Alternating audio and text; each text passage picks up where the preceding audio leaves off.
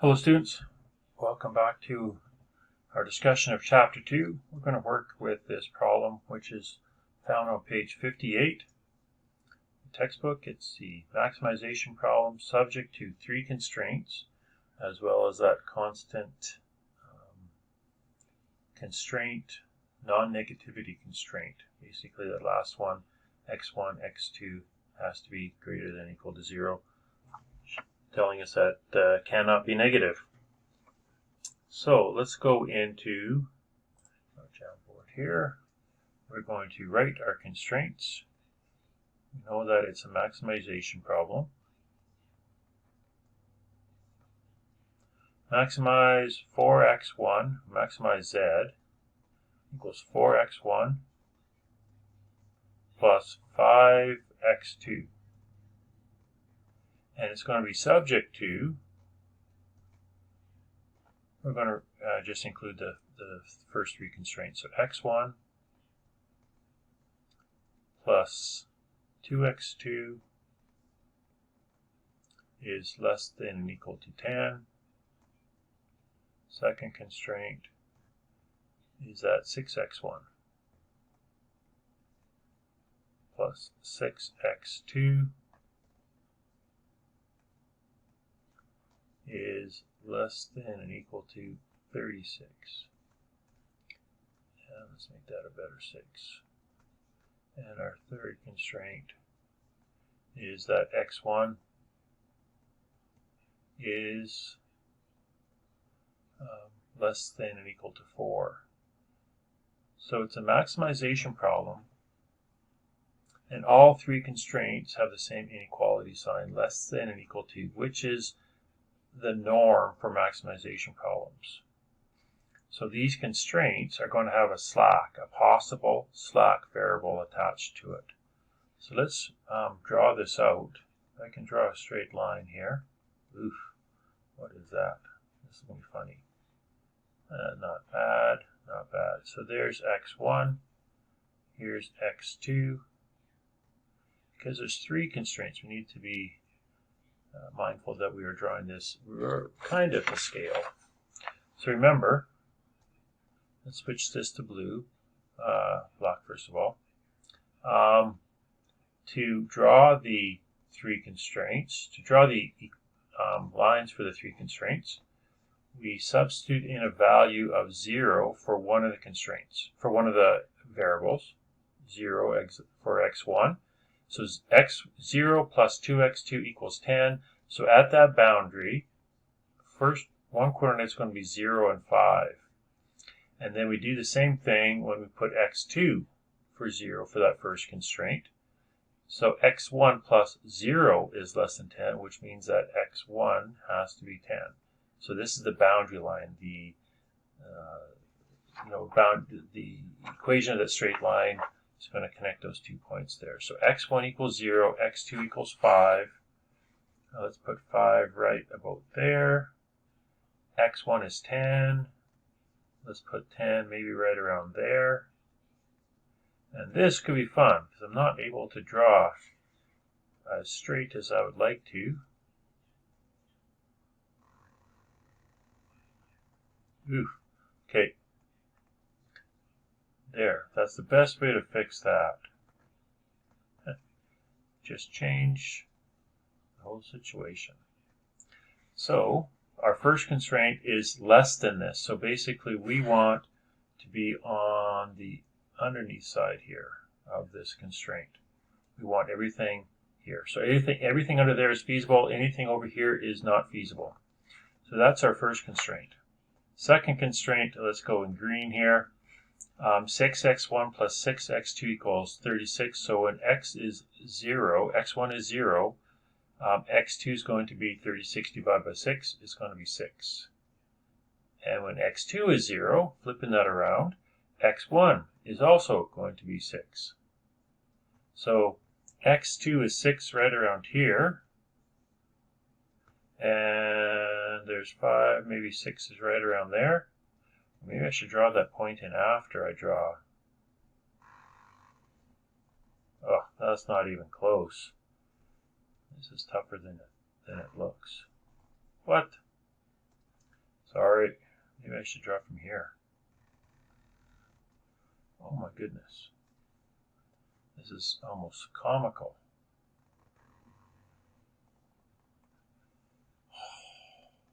Good thing I'm not being evaluated by this. Okay, one more time. Okay. You guys aren't laughing. This is... No. There it is. Oh, took a little bit of work. I'm not sure what's wrong, but I got it. So there's our third constraint in green. Our second constraint in green. Our third constraint, x1 on the boundary equals 4. So basically this is just a straight line when x is 4. So that's going to be right around here, I would imagine. Now if I can draw this kind of straight up, which has been a struggle. Oh, I'm not even sitting sideways. I can't draw that. Okay, there it is. That's our third constraint. Roughly straight. So let's find the feasible region. All the constraints are less than. So basically we are working in less than blue here, less than green there, and then less than red here. We want to maximize our profits. We want to be far away from that origin as possible, but we are bounded, restricted by these constraints there. There's one, let's call that point A. There's another one, point B. Another one there, point C. And then this one here, point D. So let's do this work. Point A, coordinate point A is going to be when x1 equals 0. We already know what x2 is. x2 equals 5.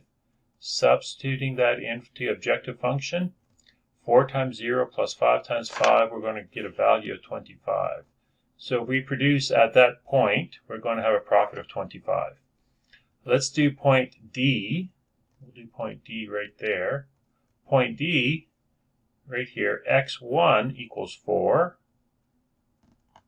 So instead of producing 0x1 and 5x2, we're producing 4 and 0.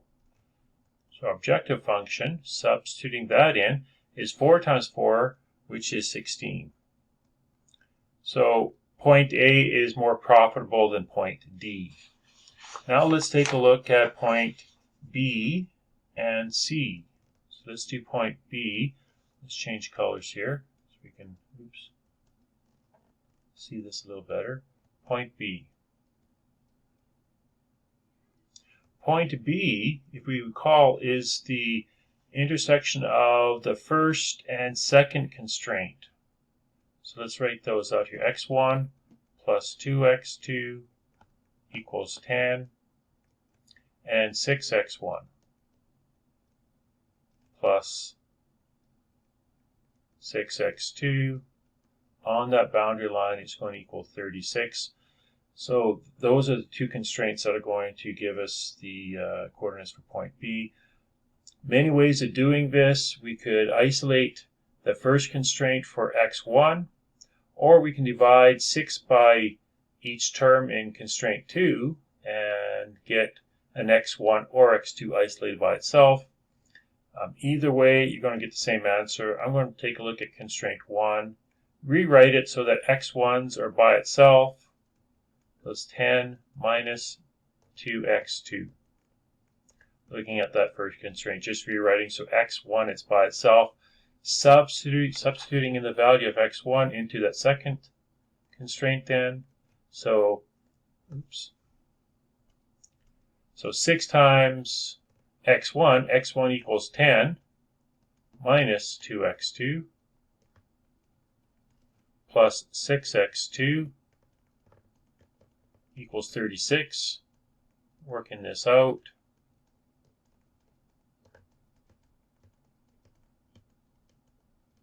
Isolating x2's on one side, the numbers on the other side. Dividing, we are going to get x2 by itself, which equals 4. just continuing that math along there. We can look at substituting that into that first constraint, x1 plus 2x2, which is equal to 4, equals 10. x1 plus 8 equals 10, so x1 equals 2. Z for this one will then be equal to 4 times 2 plus 5 times 4, which equals 2 times 4 is 8. 4 times 2 is 20. This equals 28. So our profits are maximized at point B compared to the other points. Let's take a look at point D. We'll do this in blue.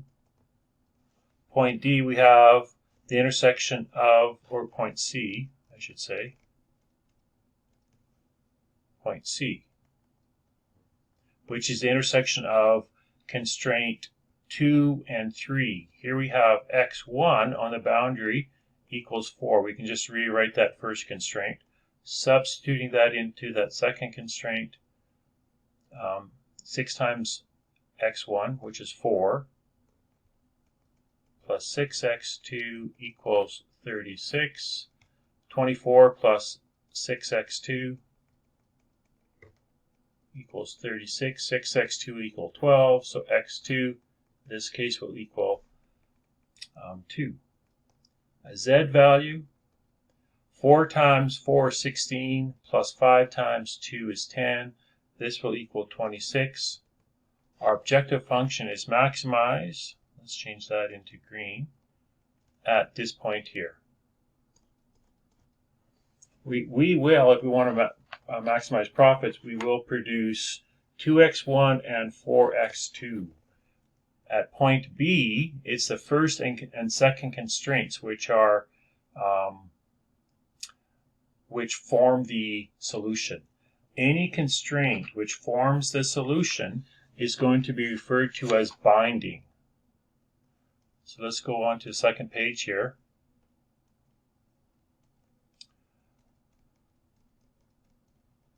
Binding versus non-binding constraints.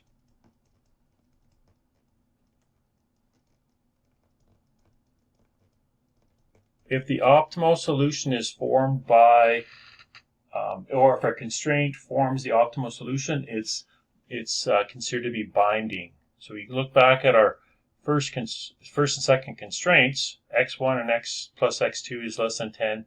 6x1 plus 6x2 is equal to 36. And this third one, x1 is greater than 4. Well, let's put, we know the optimal solution is when x1 equals 2 and x2 equals 4. We put that into our first constraint, which was x1 plus 2x2 is less than or equal to 10. We'll know that 2 plus 2 times 4, that equals 10. So the right hand equals the inequality on the left-hand side equals the inequality on the right-hand side, so constraint 1 is binding. Same thing with constraint 2. 6x1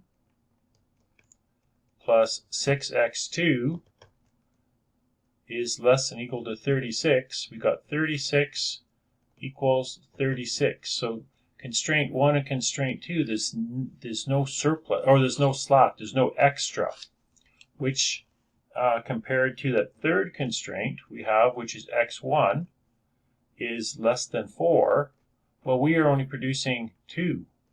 So 2 is less than 4, which means it fits, but the third constraint would have a surplus. So to make this, to write this in standard form, we'd go the third constraint, x1 plus s3, representing the third constraint, equals 4. So the third constraint equals 2 to make it equal. So that's how we calculate the slack and the surplus. Slacks are always for less than signs. Surpluses are always for greater than or equal to signs. And the binding constraints are where there is no slack or surplus.